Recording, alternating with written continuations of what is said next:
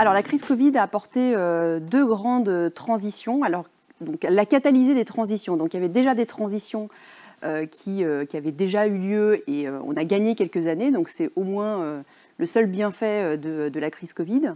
Donc, la première transition est une transition qui est digitale. Donc, ça, on le sait, depuis des années, on parle de cette transition digitale. Là, les entreprises, elles n'ont pas eu le choix que de faire appel à ce levier de croissance, en tout cas à ces canaux digitaux, de manière à soutenir l'activité, faire en sorte que ça ne s'effondre pas pendant la crise de 2020. Alors, quand on parle de digital, on parle bien évidemment des canaux qui sont plutôt web, mobile, mais pas que. Derrière se cachent énormément de compétences et il y a une accélération, des compétences des candidats et des demandes des clients. Donc, premièrement, on a tout ce qui touche la donnée, la data. Vous ne faites pas de bon digital si vous n'avez pas en amont des données sur lesquelles s'appuyer. Donc, il faut aller les récolter, il faut pouvoir les stocker, il faut pouvoir les analyser.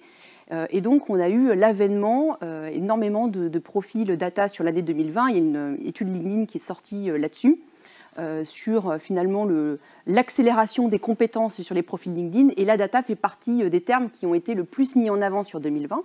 Et également l'intelligence artificielle, puisque à partir de ces données, il faut pouvoir faire parler la donnée, la rendre intelligente et avoir des actions, des algorithmes intelligents. Et donc également tout l'avènement de la partie IA. Donc la partie digitale a été une des grandes transitions. La deuxième transition est une transition qui est écologique, mais pas que, mais en tout cas une transition écologique. Forcément, s'est posé la question cette année, il y a eu une prise de conscience sur cette partie écologique du fait même de la nature de la crise sanitaire, mais également, finalement, on a accéléré aussi tous ces questionnements, qui est appuyé par le plan France Relance, parce que dans le plan France Relance, qui est un plan du gouvernement qui vient donner des investissements massifs sur toute une partie écologique. Donc là, on va accélérer sur cette partie-là, et ça, c'est une vraie bonne nouvelle.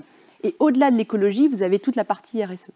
Donc on n'est pas que sur de l'environnemental, on est également sur du sociétal. Et là, on a eu cette année une accélération des demandes de nos clients sur des responsables RSE, sur des profils qui sont diversité et inclusion. On a eu un terme anglais qui s'accélère, qui est sustainability. Donc vous avez la création des CSO, des Chief Sustainability Officer. Donc ça, on a eu des grandes tendances et ça, je pense que c'est les deux points positifs de cette crise Covid en matière de recrutement.